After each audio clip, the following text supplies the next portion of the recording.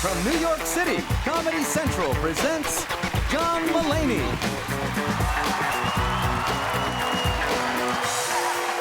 Thank you. Oh, thank you very much. Thank you very much. Thank you for coming. This is so beautiful. Thank you for being here. This is lovely. My name is John Mulaney, as they said, and I've lived in this city now. I love it. I've lived here for a few years now. And so I have this new phenomenon in my life where, like, late at night on the street, women will see me as a threat. That is funny. Yeah, that is silly. That is silly. It's kind of flattering in its own way, but at the same time, it's weird because, like, I'm still afraid of being kidnapped. Honestly. But I'll give you the best example of this. A few months ago, I was at a subway station at 2 o'clock in the morning, all right? And at this station, I'm changing trains. And you have to walk down this long hallway in order to change trains. So it's 2 o'clock in the morning. It's just me and this woman. And we're walking along, and she's walking a few yards ahead of me. But she keeps giving me, like the over-the-shoulder, like that, you know? And then she starts to pick up the pace. She starts to walk a lot faster. So I think, oh, she must hear the train coming.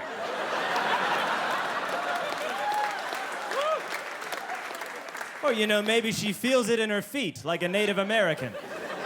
So I start to sprint down the hallway at her, and she looks back and she's like, ah! And then she gives chase, right? So now we're booking it down the corridor at 2 o'clock in the morning, and I'm gaining on her. And we're getting to the end of the hallway, and she starts to go into that, like, dead-end shuffle, you know, that women do when you chase them. And I'm almost at her, and then it dawns on me. Oh, she's running from me. Because in her eyes, I'm an adult. And adults rape each other. Kind of a lot. So I wanted to go up to her and be like, hey, whoa, no. I'm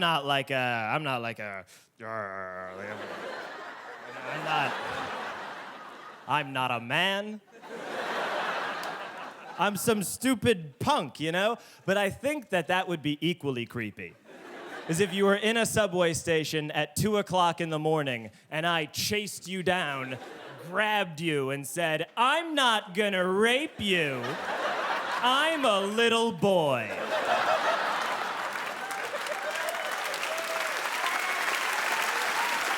Not good either. Oh, I have drag queens in my neighborhood now. I study them. They're fascinating. I think it's great.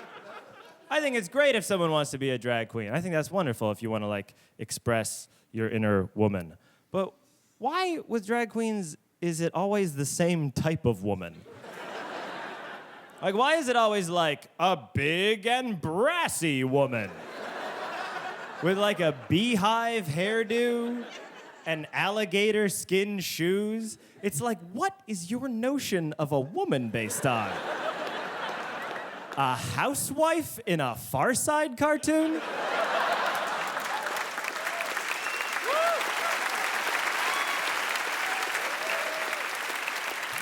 Why is that what you think femininity is? And then, these drag queens, they'll go out on the street and they'll bully me. They will. They'll be like, oh, look at him in his little shirt. It's like, why are you mean, you know? Why is that part of it for you? And it's not little, it's a medium. Small is little. You went through all the trouble to put on a nice dress, and now you're gonna be rude and bossy to people? It's like, do you know what your version of a lady is a lot like? A guy. You could have stayed a guy if you were gonna be an ass about it. Yes. Get angry.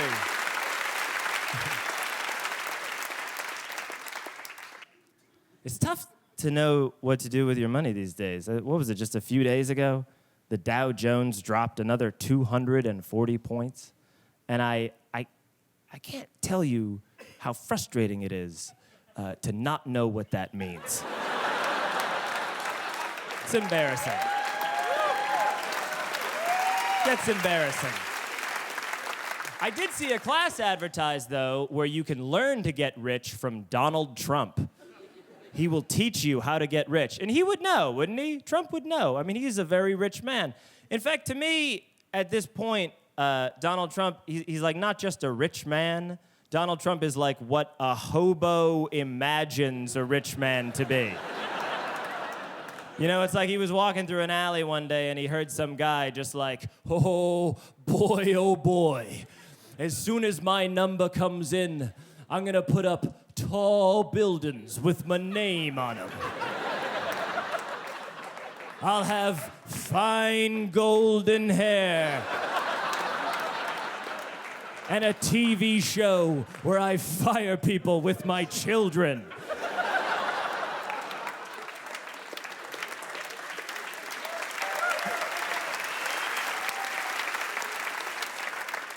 Trump was just like, that is how I will live my life.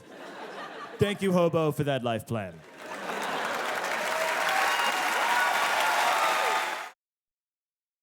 I've always been terrible with money. I've always been bad at economics. I've always been bad at math. Ever since I was a kid, I was terrible at math.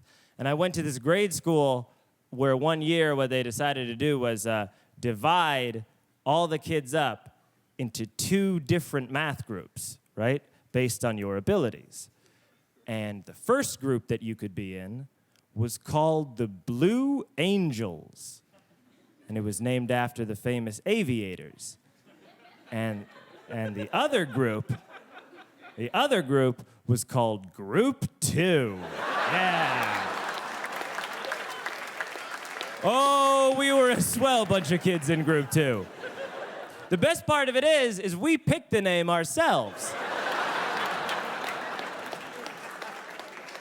The teacher was like, what are we gonna call you, Group 2? And we were like, bingo, you got it right there. 4 and 5 is 12.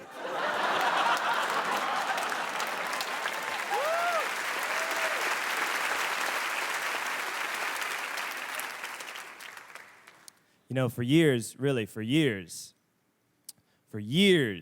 I was a child. And during that time, I was terrible at sports. I'm still an awful athlete. My body is bad at sports. That's the problem. And I say that my body is bad at sports because I think my brain is good at sports. Like, I think my brain understands how a human being could, like, dribble down a basketball court and then make a layup, right? But then it has to outsource the job to my weird and feminine limbs. And so when I play basketball, it looks like I just bought my body and I don't know how it works yet. But I played basketball. I played basketball for 5 years. And I was a bench warmer all 5 years. And if you were never a bench warmer, I cannot express to you the humiliation of every Saturday morning putting on a pair of breakaway pants and never having a reason to break them away. Then they're just pants. I once got into a game for the last 30 seconds, okay? Because we were winning. And I walked out on the court and I had to go half of 1 minute without doing anything wrong. I walk out there, and I get fouled right away. I get knocked to the ground. So this referee runs over to help me up, and he's like, hey, don't you worry, son. We're gonna get you some free throws. I was like, oh, no. That will not be necessary. If you're looking to make this up to me, might I suggest a gift certificate of some kind? Oh, and it was a technical foul. So they cleared the court. They were like, yeah, feel free to use all the space you want to suck as much as you do at this game. So if you were in the stands that day, you could watch me shoot free throws, and you could watch my team watch me shoot free throws. And my team's bench at that minute, it looked like some bizarre Last Supper painting, you know? There's some people just like, oh, he's not gonna shoot free throws, is he? Oh, this is a really bad idea. And my coach in the middle just like, what the hell have you sent me?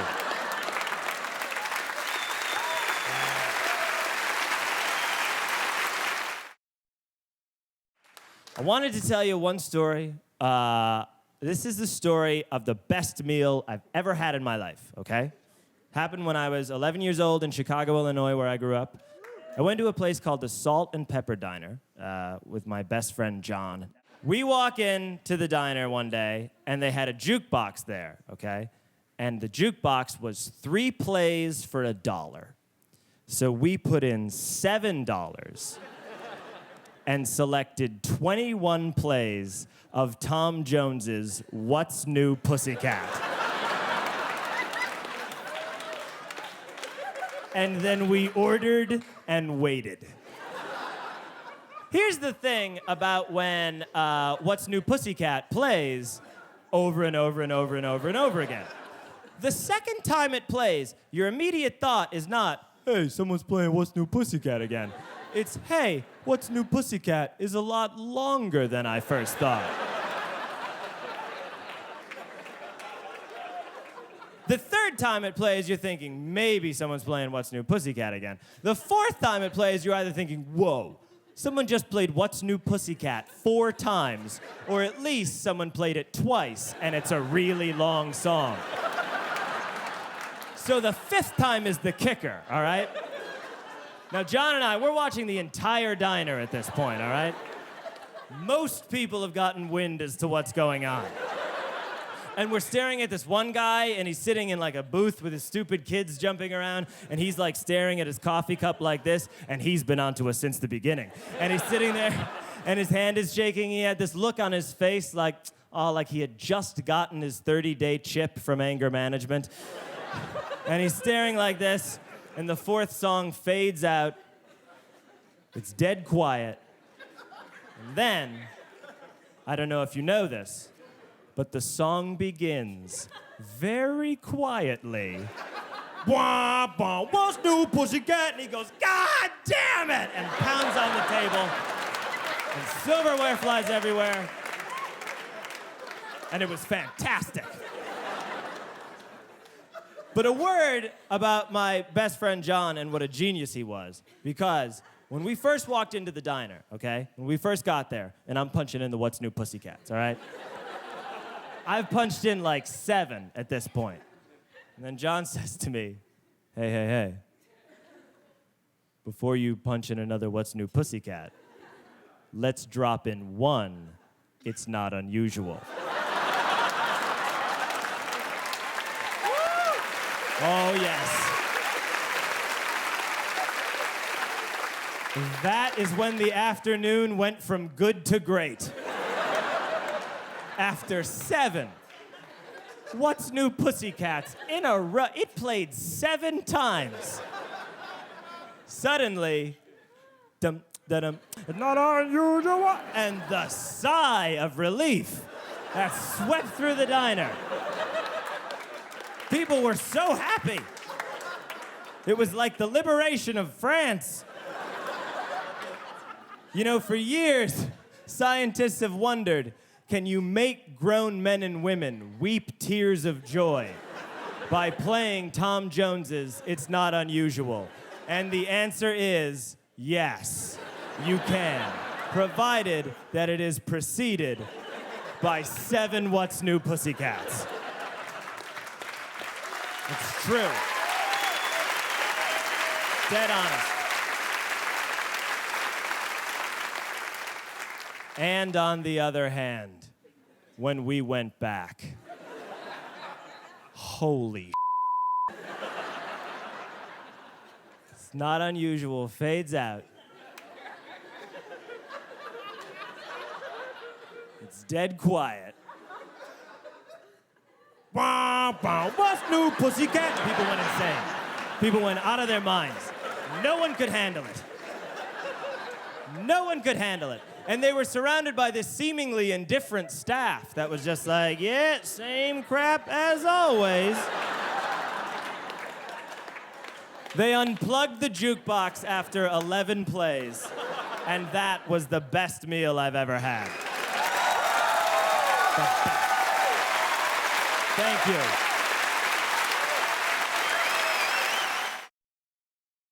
This was such a beautiful day today. It really was. It was so beautiful today that I only watched 4 hours of Law and Order in my apartment. Only 4. I love that show. I love it very much.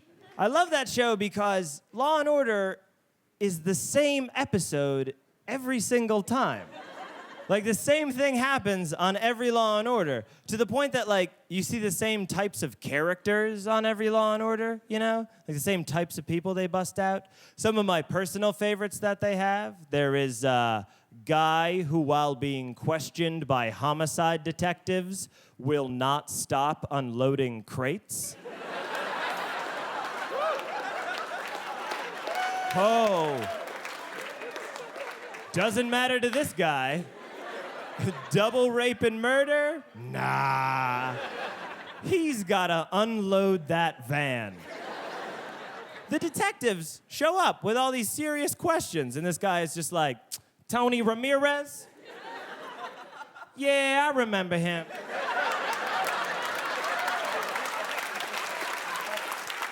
Used to work here Tuesdays, right? It's like, dude, people have died. How often are you questioned by homicide detectives? Hey, you're this casual about it. You know who's blasé talking to the cops? Criminals. Other favorites that they have on the show, there is Judge who allows everything. I'll allow it. But watch yourself, McCoy. Oh, yeah.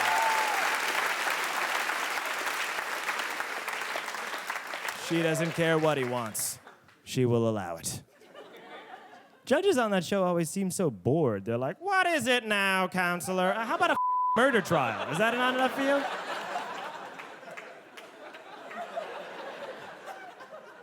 And of course, my new favorite character on Law and Order, the New York City bartender who recognizes everybody that's ever been in the bar ever.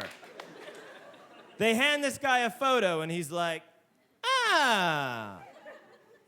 they always make that face too. That like, face. Like their face needs to adjust to a photograph. Like they're like, oh, a picture.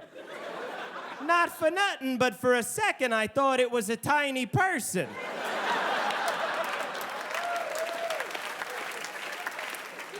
Yeah, blue shirt lady. Nice lady. Came in here Friday around 7:30. The cops are like, now, did she seem upset? Nah, she was smiling.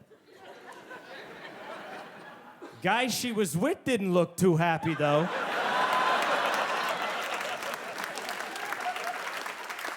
He left about 9:35, 9:36. It's like, which New York City do you work in?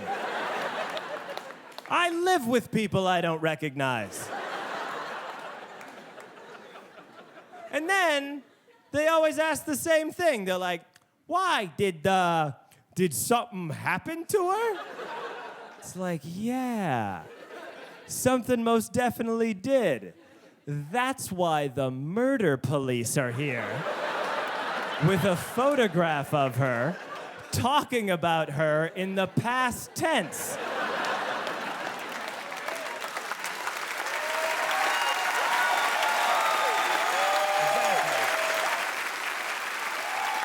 Thank you very much, everybody. That's my